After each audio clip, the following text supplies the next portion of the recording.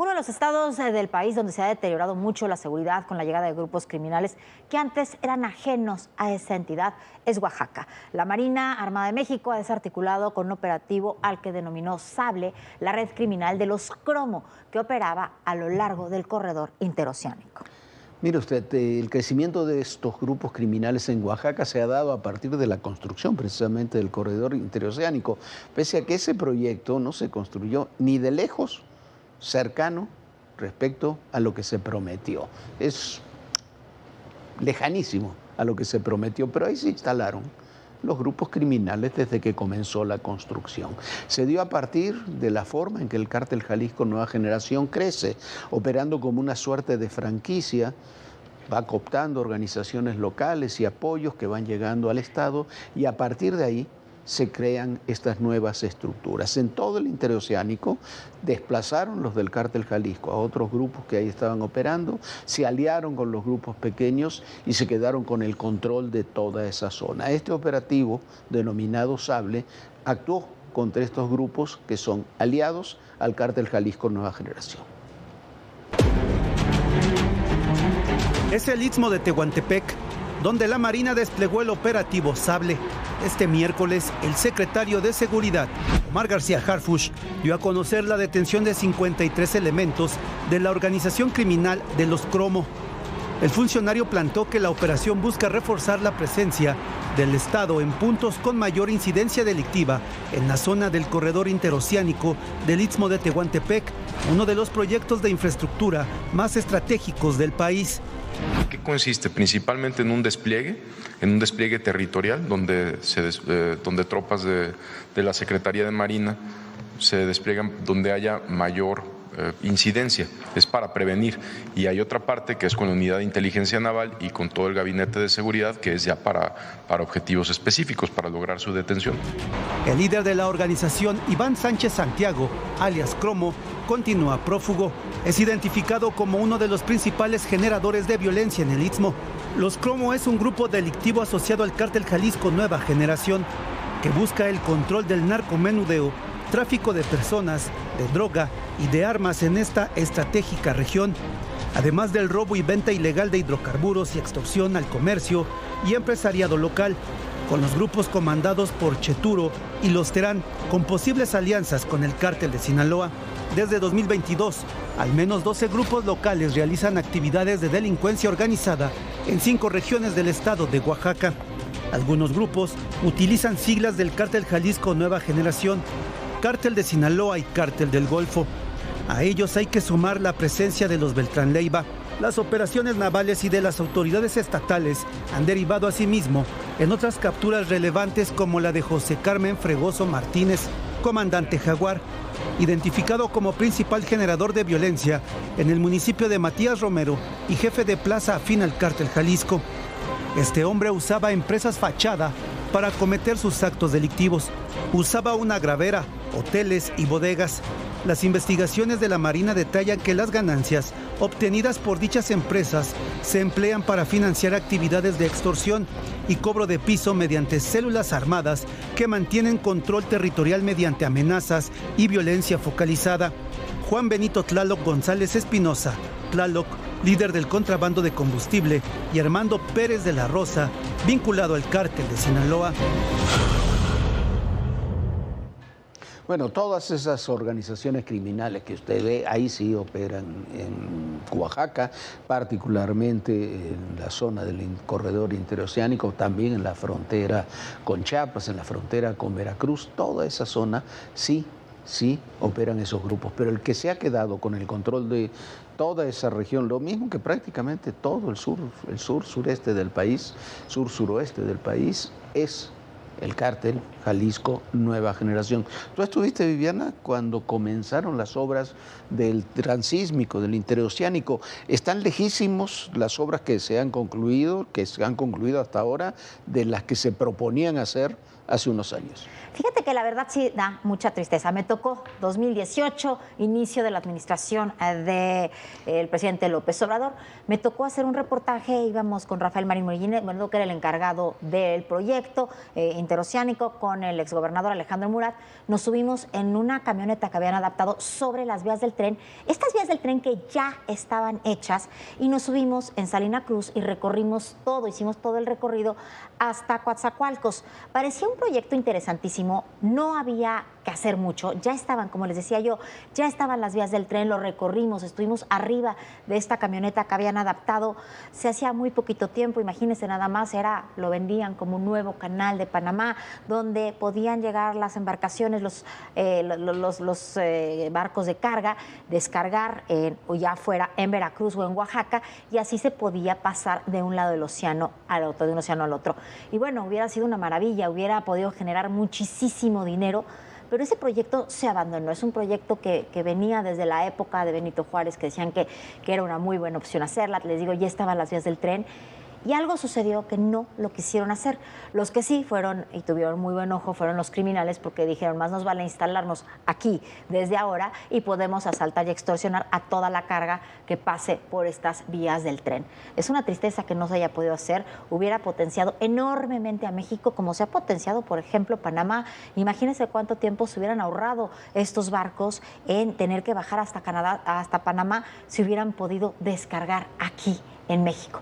Pero bueno, es un proyecto, una obra más de estas faraónicas que se supone y parecía que podía dar resultados. No había ni siquiera que invertirle tanto y bueno, no se pudo hacer, no pudieron controlar la seguridad, no se quiso invertir y bueno, ahí están las cosas. Bueno, ahí está, ahí en la actualidad están las vías, por supuesto, ahí están los ferrocarriles, pero está lejísimo del proyecto que era hacer unas vías, los trenes, los parques industriales junto a ellos, ir desarrollando hasta una frontera sur física para poder tener otro tipo de controles. Eso no se pudo hacer. Lo que hay es un proyecto que queda, desarrollo que queda en ciernes. Vamos a otro tema. El director del FBI, Kash Patel, anunció que tras un acuerdo con China se desmanteló una red de producción de fentanilo en México y otras partes del mundo. Patel explicó que durante su viaje al país asiático, el gobierno chino acordó restringir 13 precursores utilizados para fabricar fentanilo, además de controlar 7 filiales químicas que también se utilizan en la producción de esa droga. A ver si es verdad, porque eso ya se había acordado hace unos años y nunca se cumplió, se había acordado con Biden. El director del FBI indicó que con estas acciones se sofocará la capacidad de las organizaciones del narcotráfico para fabricar fentanilo en lugares como México, y ojalá, insistimos, que sea verdad. ¿Por qué? Porque el fentanilo, lo hemos dicho 1000 veces aquí, tienes un banco, una mesa de 3 patas. Una es en los consumidores de Estados Unidos, los productores y comercializadores en México, y el origen de la droga, que es China. Puede venir de otros lugares, hay algunas que vienen de India, de Pakistán, pero el eje de la producción, de la venta del fentanilo puro y de sus precursores es China. A ver si esto que dice Kash Patel, el director del FBI, es verdad. The Chinese government agreed on a plan to stop fentanyl precursors. These substances are now banned, and they will no longer be utilized by the Mexican drug trafficking organizations or any other DTOs around the world to make this drug. Y mientras tanto se suman los paros, movilizaciones y marchas. 2 son especialmente preocupantes. La coordinadora, la que esta megamarcha que va a hacer, que vuelve a ocupar y bloquear la Ciudad de México. Pero el gobierno no le tiene tanto miedo a la marcha de la gente, sino a la marcha de la llamada Generación Z. Ha sido un tema recurrente, sobre todo desde la mañanera, diciendo pues que ahí están estos personajes de la Generación Z, que no son ellos los que van a estar y que es una marcha política. A ver qué pasa. Por lo pronto, ya cercaron Palacio Nacional. Sí, tanto miedo tienen que han rodeado Palacio Nacional de vallas metálicas de 3 metros de altura. La pregunta es muy sencilla, ¿no sería mejor detener a los vándalos en lugar de dejarlos hacer lo que quieran mientras se esconden detrás de vallas de 3 metros de altura de metal en Palacio? Vamos a poner un ejemplo. Anteayer, una balacera aquí en el sur de la ciudad, en la Plaza San Jerónimo, por unos delincuentes que trataron de robar una joyería, 3 de ellos quedaron detenidos, hubo una balacera, se cerró la zona. ¿Dónde están?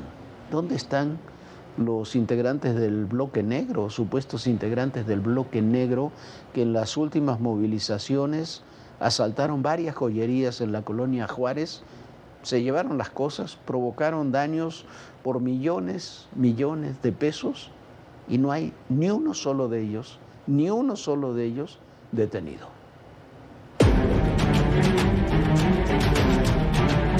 Amanece el Zócalo capitalino amurallado. Vallas metálicas de aproximadamente 3 metros de altura ponen distancia en la Plaza de la Constitución y en los accesos ubicados sobre las calles de Corregidora y Moneda.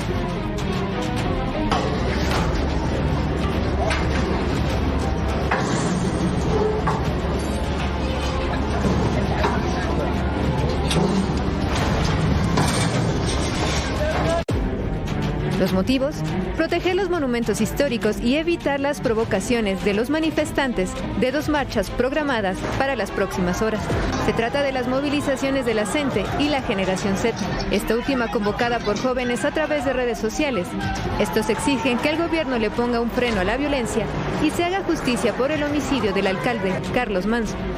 Lo que estamos pidiendo es que haya seguridad, que haya garantías de que nosotros como jóvenes podamos vivir en plenitud nuestra juventud, que no estemos preocupados por si vamos a llegar a nuestras casas, por si vamos a llegar vivos, por si no nos van a asaltar en el transporte y de repente a un loco se le sale y nos mata, ¿no? Desde luego estamos comprometidos con que sea una marcha pacífica, una concentración pacífica, no disturbios, no violencia, porque justamente es de lo que nos estamos quejando, no queremos violencia.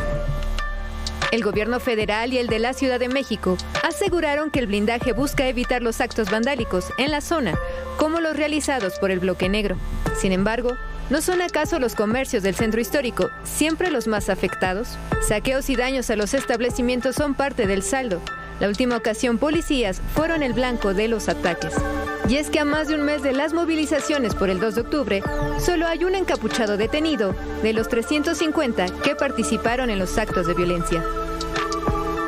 Se han manejado bajo el discurso de que no hay un gobierno represor, y como no hay, bajo este discurso o argumento de que no hay un gobierno represor, se deja la impunidad de los grupos que para nosotros son grupos criminales. Situación que mantiene en incertidumbre a locatarios. Temen ser saqueados cada vez que se realiza una marcha. Hemos visto que esta política de abrazar a los manifestantes violentos y decirle a los manifestantes violentos no te voy a tocar ni con el pétalo de una declaración no ha funcionado. Incluso cada vez vemos más eventos agresivos y lo que queremos justamente es que la autoridad cambie esta política. La anterior movilización dejó 94 policías lesionados y 13 joyerías saqueadas, sin que hasta el momento se hayan dado a conocer los avances de la investigación. Si bien el gobierno justifica el uso de vallas para la reducción de incidentes, de poco servirán si en el trayecto no hay contención de los hechos violentos y se continúa con una política de seguridad ineficiente para las movilizaciones. Ni con, como decía el dirigente del pequeño comercio del centro histórico, ni con el pétalo de una declaración, No puede ser increíble, más de 10 joyerías saqueadas y no hay detenidos ni investigados. Con la novedad, además, ahora que con la reforma educativa que plantea el secretario Mario Delgado, la educación se terminará de transformar, si se hace lo que se decía ayer, en un modelo tipo coordinadora o tipo el viejo Sindicato Nacional de Trabajadores de la Educación. Serán los maestros, dicen, los que decidirán a quién se le otorgan las plazas y los ascensos de ellos mismos. Y por ende, terminarán controlando, como lo hace en buena parte de la coordinadora y en algunos lugares el Sindicato Nacional, los presupuestos y tendrán el control de la propia educación. La situación es como quiere la coordinadora, a pesar de que protesten un día sí y el otro también. Protestan por la cuota que les va a tocar, no por el modelo. Es peor que en la época de aquel cacique del sindicalismo magisterial que se llamaba Carlos Honguitut. Así están las cosas. Bueno, y hay que hacer una pregunta a Mario Delgado. Mario Delgado, ¿dónde estudiaste tú? ¿En qué escuelas fuiste? Si acabaste en el ITAM, la escuela más neoliberal del planeta, tus familiares van a escuelas privadas, ¿por qué tú sí tienes ese derecho de poder tener una formación privilegiada y a los pobres niños de México los dejas en manos de una Coordinadora Nacional de Trabajadores de la Educación, donde en estos libros de texto ni siquiera les están enseñando a leer y a escribir? Eso no se vale.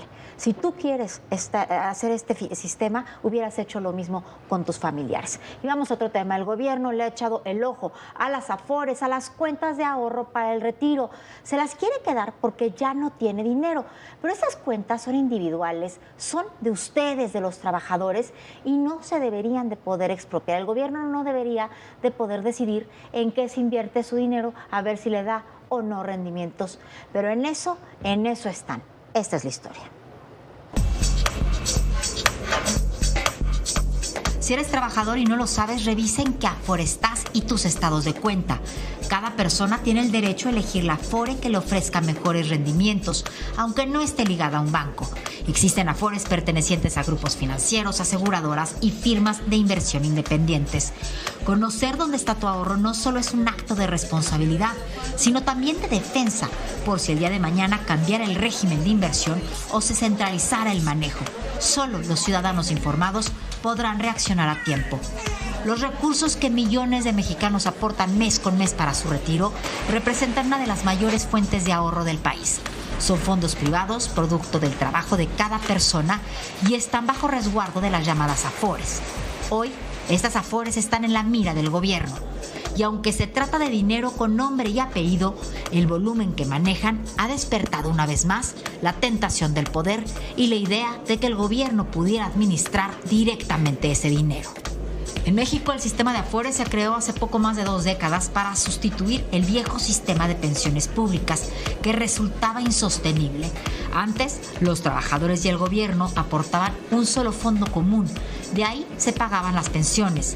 El problema es que conforme la población envejecía, había cada vez más jubilados y menos trabajadores activos, lo que hizo imposible mantener ese equilibrio. Por eso se cambió el modelo. Ahora cada trabajador tiene su cuenta individual, donde se acumulan sus aportaciones y las de su patrón. Y ese dinero se invierte profesionalmente en una institución en la que cada trabajador elija. El objetivo es garantizar que nadie se quede sin pensión, que cada quien pueda saber cuánto dinero tiene ahorrado y que ese dinero esté protegido de la improvisación o los usos políticos de Estado. 2 décadas después de la implementación de los Afores, el sistema ha demostrado ser eficiente. Hoy generan rendimientos importantes. Administran más de 8 billones de pesos, una cifra que equivale aproximadamente al 22% del Producto Interno Bruto. Cada peso tiene nombre y apellido, cada cuenta pertenece a un trabajador, cada rendimiento se deposita directamente en su cuenta. Las Afores cobran una comisión para administrar esos fondos, pero el 100% de las ganancias se entregan al ahorrador. Sin embargo, ese mismo éxito los ha convertido en un botín potencial. 8 billones de pesos son un poder financiero enorme. Para dimensionarlo, esa cantidad supera por mucho el presupuesto anual de la Secretaría de Educación Pública, el de la Secretaría de Salud o incluso del programa insignia Sembrando Vida. Ese dinero está ahí, invertido, creciendo, pero no pertenece al Estado. En los últimos meses se han multiplicado las señales de que el gobierno federal podría estar interesado en tener un mayor control sobre los recursos de los Afores. La creación del llamado Fondo de Pensiones del Bienestar fue un primer paso. El gobierno decidió que los fondos no reclamados de las cuentas inactivas, es decir, dinero de las personas que no localizaron su Afore o no lo reclamaron a tiempo, serían transferidos a ese fondo para financiar las pensiones públicas. La promesa fue que si alguien llegaba a reclamar su dinero, se le devolvería. En ese momento se encendieron las alertas en el sector financiero, porque más allá de lo legal abre la puerta a algo muy peligroso: utilizar recursos privados con fines públicos. La preocupación crece porque el régimen de inversión de las Afores puede modificarse por decisión administrativa, es decir, ni siquiera tendría que pasar por el Congreso para hacer un cambio. En teoría bastaría con cambiar las reglas para que los recursos de los trabajadores solo se puedan invertir en ciertos proyectos que el gobierno elija. No se trataría de una confiscación abierta, pero sí de una intervención velada que podría poner en riesgo el rendimiento, la independencia y las cuentas privadas e individuales de los ahorros de los trabajadores. Los recursos de los Afores son sagrados, no pueden ni deben convertirse en un instrumento político o financiero del Estado. Si no recuerdas dónde está tu Afore, consulta el sitio Afore Móvil o llama al teléfono de atención para saberlo. Bueno, es muy importante mañana tempranito, cuando amanezcan ustedes trabajadores, revisen dónde tienen su Afore, si están contentos con esta institución, que se vea que hay movimiento en su cuenta y que se vea que están al pendiente ustedes, trabajadores, de su fondo de ahorro para el retiro. Es importantísimo. Ahí está el teléfono y bueno, está la página también para poder verificar dónde tiene su Afore y también revisar los estados de cuenta para ver si le conviene dónde está o no, pero que el gobierno no se haga de sus recursos, Jorge. A ver, porque lo pueden hacer con una decisión política también. La situación en Venezuela se sigue tensando, mientras el dictador Nicolás Maduro dice que movilizó 200.000 elementos para defender a su país, a ver si los tiene. La flota de Estados Unidos se sigue reforzando. Llegó al Caribe el portaaviones más grande de la Unión Americana, el Gerald Ford, que transporta 75 aviones y 5.000 marines.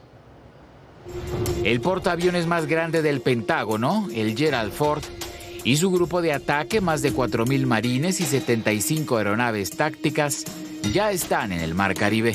El hecho dirigió la atención nuevamente hacia Venezuela, cerca de cuyas aguas Washington mantiene desde agosto pasado un despliegue naval y aéreo con el argumento de combatir el narcotráfico. Como reacción, el gobierno de Nicolás Maduro anunció un nuevo despliegue militar en todo el territorio, con 200.000 miembros de las fuerzas militares para defenderse de las amenazas imperiales, de acuerdo con el ministro de Defensa, Vladimir Padrino López. El Pentágono describió su portaaviones como el más grande del mundo y señaló que la llegada de las fuerzas marítimas se produce después de que el secretario de Guerra de Estados Unidos ordenara apoyar la directiva del presidente Donald Trump para desmantelar las presuntas organizaciones criminales transnacionales y combatir el supuesto narcoterrorismo.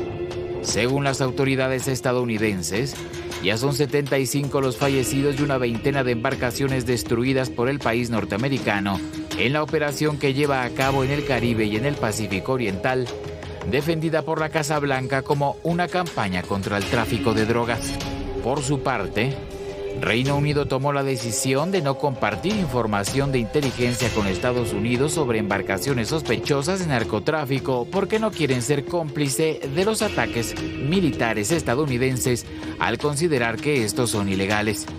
We have very strong partnerships with the UK and other countries. Again, nothing has changed or happened that has impeded in any way our ability to do what we're doing, nor are we asking anyone to help us with what we're doing in any realm, and that includes military. Mientras que en Venezuela se ordenó la movilización militar de medios terrestres, aéreos y navales, así como de órganos de seguridad ciudadana y comandos para la defensa integral.